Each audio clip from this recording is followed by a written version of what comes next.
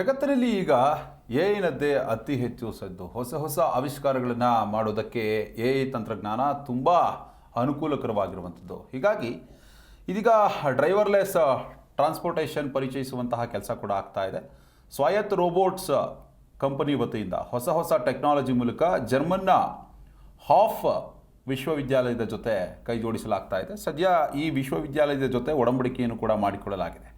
ಸದ್ಯದಲ್ಲೇ ಅಲ್ಲಿ ಎಐ ಮೂಲದ ಹೊಸ ತಂತ್ರಜ್ಞಾನದ ಡ್ರೈವರ್ಲೆಸ್ ವಾಹನಗಳ ಟೆಸ್ಟ್ ಡ್ರೈವ್ ಕೂಡ ನಡೆಯುತ್ತೆ. ಟೆಸ್ಟ್ ಡ್ರೈವ್ ಸೇರಿ ಇನ್ನಿತರ ತಾಂತ್ರಿಕ ಕಾರ್ಯಗಳಿದ್ದು ಅಂತಿಮವಾಗಿ ಅಲ್ಲಿನ ಸರ್ಕಾರದ ಒಪ್ಪಿಗೆಗೆ ಸ್ವಾಯತ್ತ ರೋಬೋಟಿಕ್ ಕಂಪನಿ ಮುಂದಾಗಿದೆ.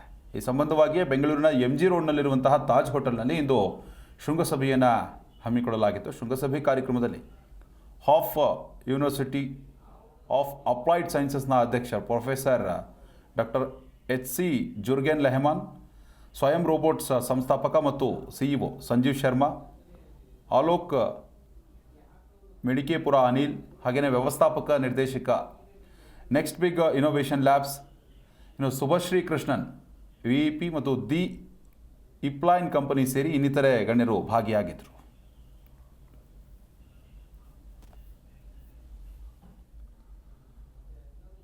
ಸ್ವಾಯತ್ ರೋಬೋಟ್ಸ್ ಅಂತ ಇಂಡಿಯಾದಲ್ಲಿರೋ ಒಬ್ಬರು ಸ್ಟಾರ್ಟಪ್ಪು ಆಟೋನಾಮಸ್ ಡ್ರೈವಿಂಗ್ ಮಾಡ್ತಾರೆ. ಅಂದರೆ ಡ್ರೈವರ್ ಇಲ್ಲದೆ ಗಾಡಿ ಯಾವ ಥರ ರೋಡಲ್ಲಿ ಹೋಗ್ಬೋದು ಅದ್ರ ಟೆಕ್ನಾಲಜಿ ಅವರು ಸಾಫ್ಟ್ವೇರ್ ಪ್ರಕಾರವಾಗಿ ಮಾಡಿದ್ದಾರೆ.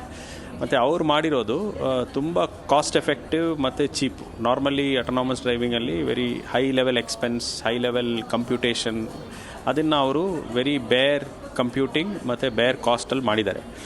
ಆ ಟೆಕ್ನಾಲಜಿನ ಜರ್ಮನ್ ಯೂನಿವರ್ಸಿಟಿ ಹೂಫ್ ಯೂನಿವರ್ಸಿಟಿ ಅವ್ರ ಜೊತೆ ಒಂದು MOU ಸೈನ್ ಆಗಿದೆ.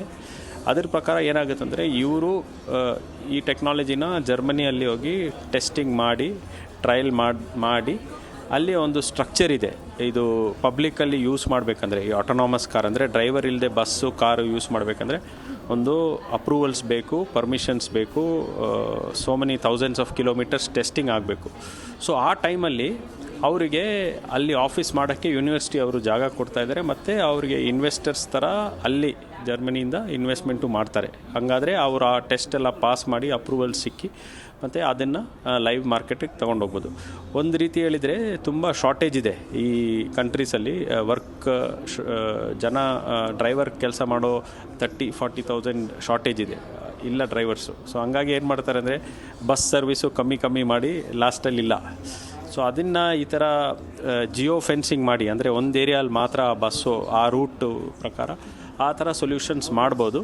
ಅದು ನಮಗೆ ಒಳ್ಳೆ ಫ್ಯೂಚರ್ ಆಗುತ್ತೆ. ಯಾಕಂದರೆ ಅದು ಸ್ಕೇಲ್ ಆದರೆ ಇಂಡಿಯಾದಲ್ಲಿ ತುಂಬ ಸಾಫ್ಟ್ವೇರ್ ಇಂಜಿನಿಯರ್ಸು ಈ ಟೆಕ್ನಾಲಜಿ ಮಾಡೋರಿಗೆ ಟೆಸ್ಟಿಂಗು, ಪೈಲಟಿಂಗ್ ಇದಕ್ಕೆ ಇಲ್ಲಿ ಕೆಲಸ ಸಿಗುತ್ತೆ.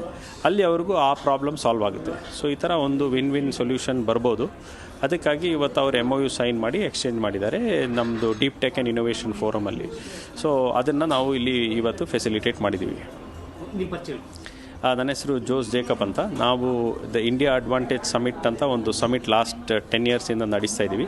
ಈ ಸಮಿಟಲ್ಲಿ ನಾವೇನು ಮಾಡ್ತೀವಿ ಅಂದರೆ ಸ್ಟಾರ್ಟಪ್ಸ್ ಮತ್ತು ದೊಡ್ಡ ಕಂಪನೀಸ್ನ ಒಟ್ಟಿಗೆ ತಗೊಂಡು ಬರ್ತೀವಿ. ಅದಲ್ಲದೆ ಈ ಇನ್ವೆಸ್ಟರ್ಸ್ನ ಒಟ್ಟಿಗೆ ಕರ್ಕೊಂಡು ಬರ್ತೀವಿ. ಅವ್ರ ಮಧ್ಯದಲ್ಲಿ ಕನೆಕ್ಷನ್ಸು, ಕೊಲ್ಯಾಬ್ರೇಷನ್ ನಾವು ಸ್ವಲ್ಪ ಎನೇಬಲ್ ಮಾಡ್ತೀವಿ.